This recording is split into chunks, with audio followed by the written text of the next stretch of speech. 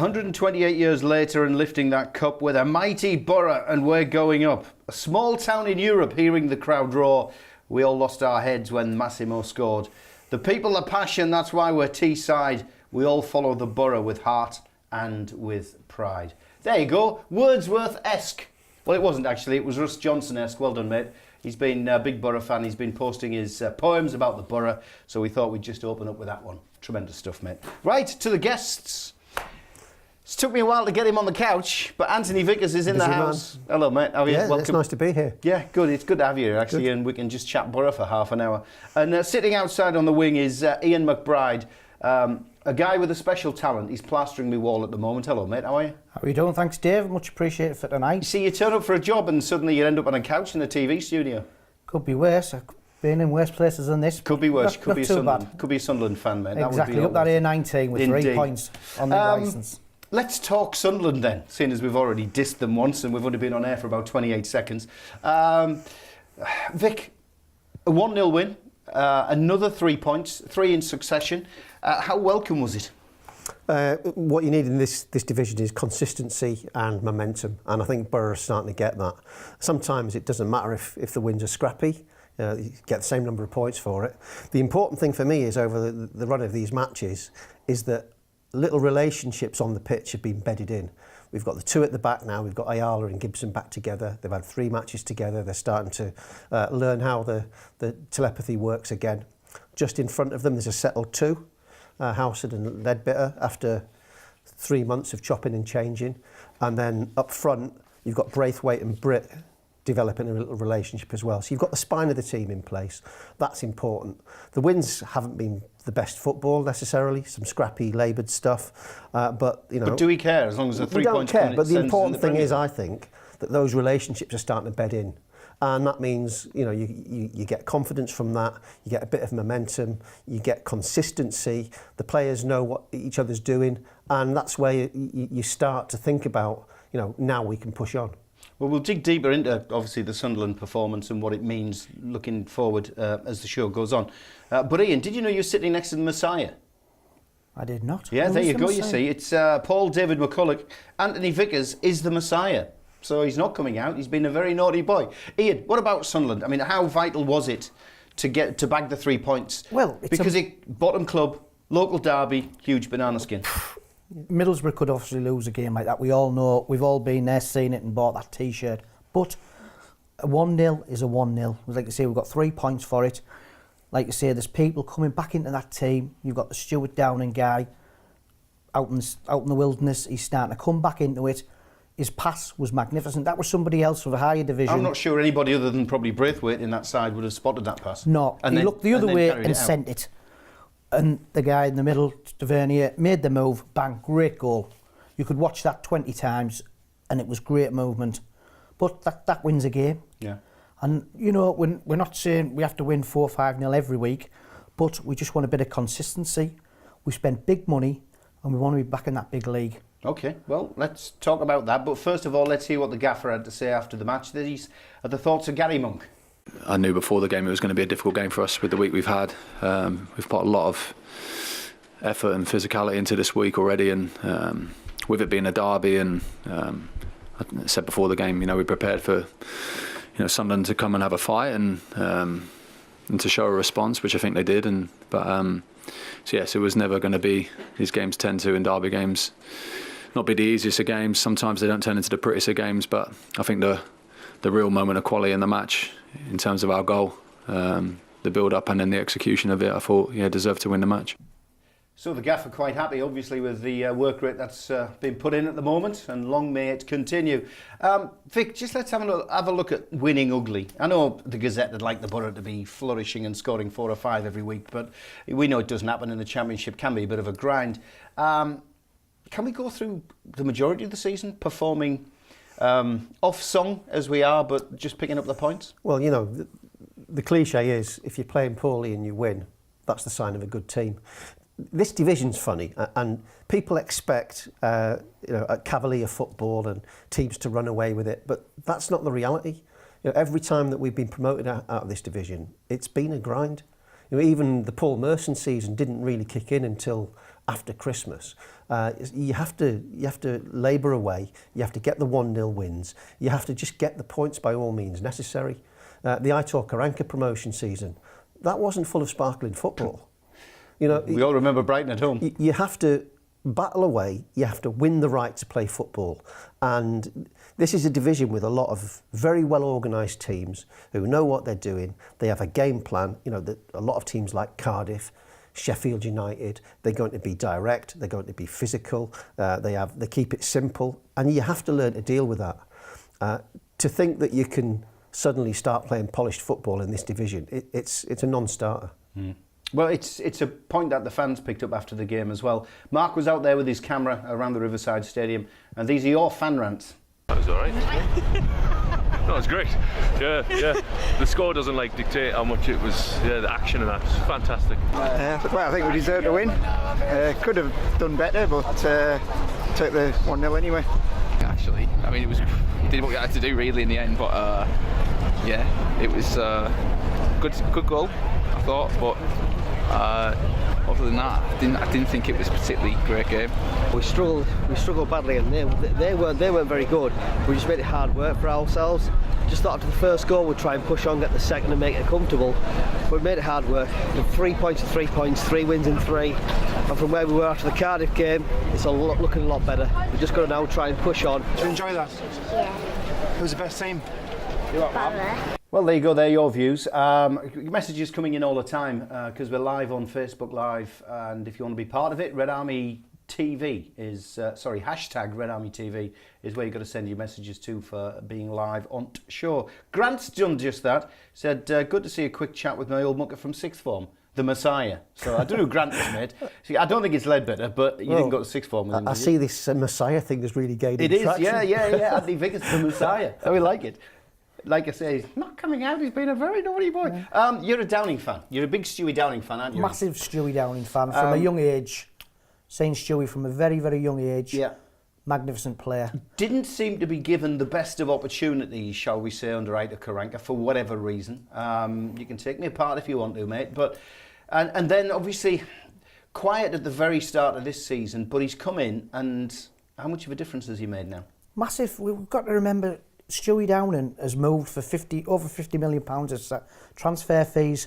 So somewhere, people know what's going on. They've bought him for money. He knows the game. He knows what's happening. We've seen that pass on Sunday he sent. There's not many players in that league could do that sort of thing. He's great on both feet. He's still got the pace, but he was pushed out the sideline, and he's obviously moved his way back in. And so it may continue Don't for think he's Stewie. got the same legs as he had when he was here first time round, has he? But Well, he's 33-year-old now, but he's still as fit as anyone at that club. as fit as you were when you were this age. Have a look at this. We're just going to put a photograph of you up now with your Kevin Keegan haircut. Can we say that? I mean, you got to explain that one, mate. England kit, Kevin Keegan haircut. That was it. I think it was. I'm not sure what year it was. An Admiral kit, but it was a good picture, wasn't it? Yeah, it is. Yeah, we do like. I was nearly as big as the We do like ball. embarrassing our guests when It they, wasn't a when bad they're on one, Red eh? Army. No, it was a good one. What about Stewie? Ant, what's is he coming good at the right time for us? Is he coming good? I think Stuart Downing's the most naturally gifted player born in Teesside since the war. I think he was amazing when he was here the first time, and I think sometimes it's easy to overlook a talent on your doorstep, and I don't think people really realise how effective he was.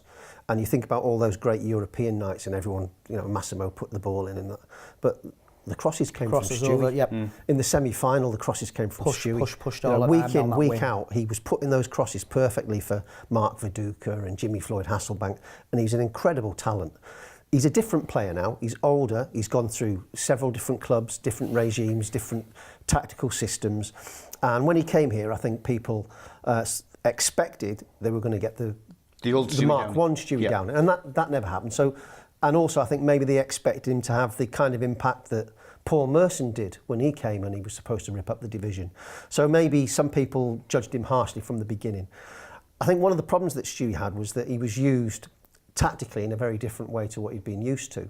Obviously, Aitor Karanka's system was quite rigid, and the width came from the fullbacks. So George would bomb on, Stewie would drop back, and then people would say, well, why is Stewie not up the field putting the crosses in? Well, because he's doing what he's been asked. Yeah. And that builds up a kind of momentum and a mythology about he's not putting the work in. And actually, he was doing exactly what he was told. But it does kind of wear you down. It must be very frustrating if you're a creative player and you have that incredible range of passing and you're not really getting to demonstrate it. And at the same time, fans are saying you're not doing it. Right, we'll stop you there because we're going to have a quick break and earn some money, but we'll pick up on the Downing thing straight after this break. We'll catch you very shortly on RedArmy.tv.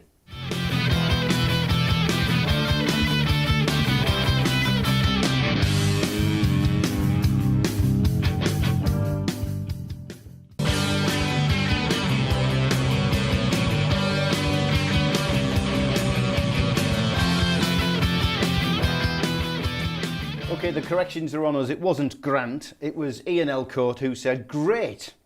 A quick chat with my old mucker from sixth form. Now that makes sense. Yeah. Yeah, fantastic. We spent some time on the barricades together. Indeed. Big Borough fan is Ian, and helps us, of course, with Red Army TV as well. Let's have a look here. Ricky Martin's been on. Now then, lads. Good Teesside expression, we like it. Best player this season by Martin is Christie. Gutted for Clayton. Why try and fix something that isn't broken? I'm sure we'll sink our teeth into that one. Thanks, Ricky. If you'd like to get your comments in while we're live on Facebook Live, #RedArmyTV. Simple as that. Right, what do we have to delve into? Of course, your thoughts on social media. Here is Matt with the details. Right, let's see what you've all been talking about on social media this week after the win against Sunderland at the weekend. Starting off with the man himself, Gary Monk. He said, third win in a row, 3 points in the derby. Let us use the international break to continue working hard up the Borough. Bernie Slaven commented, 9 points out of 9 for Borough. Great return, well done to all concerned. However, today's game was poor on the eyes, but who gives a flying UTB? Matt Big Star said, always good to beat the Mackhams. Another poor performance though, UTB, Borough MFC. And finally, we've dug this one out because it jumped out and thought, it's worth giving a mention. The Borough North American fans, decent squad in New York City yesterday, fantastic result, and even got a signed shirt. Right, if you want your social media comments reading out here on RedArmy.tv, send them in to us at Borough Red Army using the hashtag RedArmy.tv. Back to you, Dave. Interesting one, fellas, there from Ricky Martin. Singing a song or two. We were talking Downing and how Downing's come through. He's talking about Clayton and he's gutted for him and why try and fix something that isn't broken. We weren't winning, were we? Well, I thought it was broken. One of the problems I thought was that the midfield was unbalanced. We started off playing 4-3-3 and the three up front I thought looked really lively. Bamford was working very well and knitting it all together, but the central three wasn't working. It was very clunky. And at that point, Clayton was playing as the anchor man and dropping in between the two centre-halves to let the full-backs push on. But that system now has been scrapped. Gary Monk's tried a different system, tried a different midfield pair, and they're winning. So I don't think it's a case of fixing it because it was broken. Now it seems to be working. They'll let that bed in. You could argue, why isn't Clayton on the bench? But then you'd say, well, if that's the system they're going to stick with, they don't really have an anchor man. So Forshaw is more likely to replace one of the two. Yeah, and if we need him on against Sunderland, of course. Yeah, so that makes sense to put him on the bench. It's one of the problems we have now is that we've got too many good players. There are perhaps 5 or 6 players that would probably expect to be in the first every team. week, yeah. And 2 or 3 of those are not even making the 18. The 1-0 win went down particularly well in Tenerife. Have a look at these pictures. This is Harvey's bar in Tenerife. Immediately on the full-time whistle, the Borough fans cramming into there, and it's one of your regulars, isn't it? It is definitely not. It's Benidorm. What'd I say? Tenerife. Benidorm. Sorry, Harvey's bar. It's me. I'm going crazy. Yeah. So it went down well there. What's your thoughts on Clayton? Are you disappointed for the lad? Because he was a roll the sleeves up and get stuck in. He gets stuck in, work whatever. your nuts off type Like play. Vic said there, he seemed to be just dropping back all the time. He was just right in front of the back four, centre half. You think, are you playing in that way? But like Vic said, we weren't winning, so they changed it. I'm a massive fan of Ledbetter. We know what we're getting with him. Penalties. You know how many penalties will he score this year? You could put your pension on his penalty taking. He took it away quite nicely. I think it does show that Gary Monk's not scared to make a big call. I mean, Adam Clayton's been practically an ever-present for the best part of 3 years. And he is a big player, he's an influential player. And, you know, in order to make a different system work, he's dropped, you know, one of the key men. That's a big call. If that goes wrong, you know, you're in trouble. I was one of those who was critical of Monk, because I didn't think up until the last couple of weeks he knew his best 11, he knew his best formations. He was still searching for it week in, week out. But it seems to have settled now. Has he found it? Let's hope so. I think when you come in, there's several little factors all making a little cocktail there. I mean, first is you've got 3 years of a squad that's been indoctrinated with Aitor Karanka's mentality, and that needs to be unravelled. Then you've got a whole host of new players coming in, and you've got an entire backroom staff. So there's a lot of flux going on in the background. So I'm not surprised that the first month or so you're going to get a lot of chopping and changing. And if you're not working and you're not getting results, then you're going to chop and change again. Whether it's by design or accident, I think they found a shape that Borough can make look effective. And that's the way it is in football. And sometimes you take chances, it doesn't come off, and you're a numpty. You make changes and you win, and you're a tactical genius. And coincidence or not, Ayala's come back into the side. He's had a run of a couple of games, and suddenly we're finding some sort of stability at the back. Coincidence or not? Well, no, he's obviously been ring rusty, hasn't he? He hasn't had a chance. Obviously, he's going to make a few mistakes to start. We'll go back a year or two ago. Ayala, I thought he was the best player in the league at central defence. Well, I think the promotion season he was. When we were back player of the season. Definitely, confidence must have been shot with the Karanka thing and what's happened. He was destroyed by it, the Karanka. Definitely, I'm certain of it. So he's had to come back in. He made a few mistakes, but give Gary Monk his due. He stuck by him, and I think it's going to pay dividends. Because them two have had how many games together now? You know, we can go back to the 74 season of Bohm and Madron. Two of them working together, and I can see it working again. You know, in this Championship League, there could be as good as anybody in this league, no doubt about it. There's many clean sheets, and let's hope it continues. Well, it's 2 out of the last 3 games, and again, Ayala's come back in there. We'll chew the cud a bit more on that one.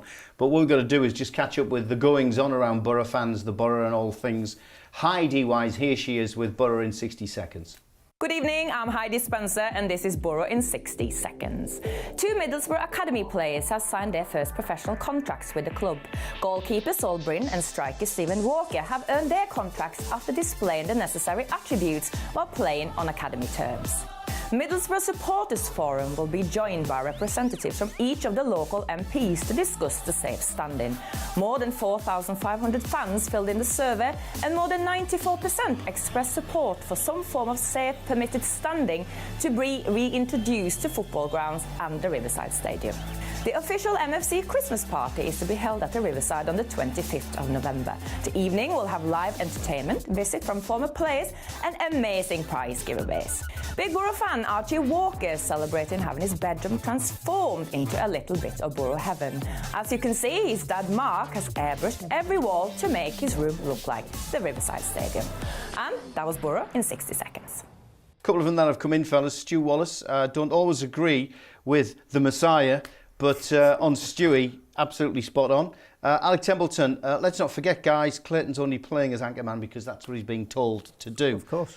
Fair comment. Keep them coming, please. Hashtag RedArmyTV. Some good points as well, some bright points that have been emerging over the last few weeks. Braithwaite, for example, Ian. Fantastic player, and he's put in some really decent shifts. Definitely, you know, he's moving the ball about right. You can see how many people would have seen the pass that Stewie put in. You know, into the box, lovely crossing, Taverna moving right, bang, goal. Same kid's 18-year-old, you know, come through the academy. It's only good for the club and, you know, for the future. Excellent. We'll mention him in a bit, but what about Braithwaite? Is he too good for this league? Because he looks head and shoulders above what we're seeing out there. Let's hope he is too good for this league. Let's hope he can do what Paul Merson did and knit it all together. I love watching him. He's got such a fantastic range of sublime touches. You know, his first touch is incredible, but you can see that he's already thinking the next move ahead before he even makes the interception. And what you need in those circumstances is people who can react to it so you can take advantage.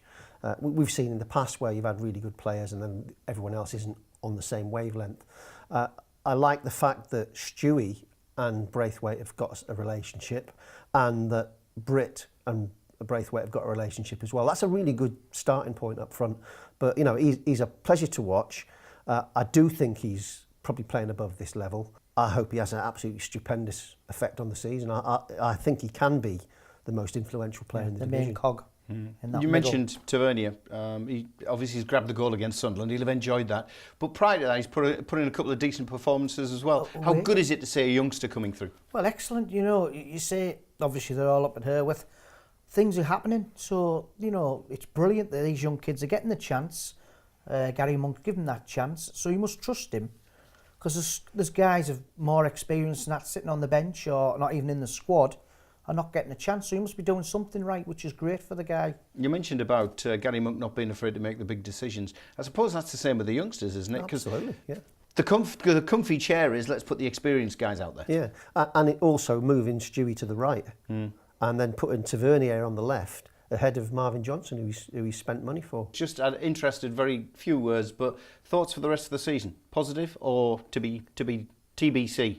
I think the shape is emerging now. If that can be harnessed, I don't see any reason why Borough can't be challenging for an automatic. Definitely What's your thoughts, mate? Definitely, obviously 3 wins, we'd have took that. Anyone would take that. Let's just carry it on, you know, with players coming in and it seems to be settling down. We're not winning 4 and 5-0, but we can't have that. Out of time, fellas. Pleasure to have you here. Like to see you again, and we'll catch you next week.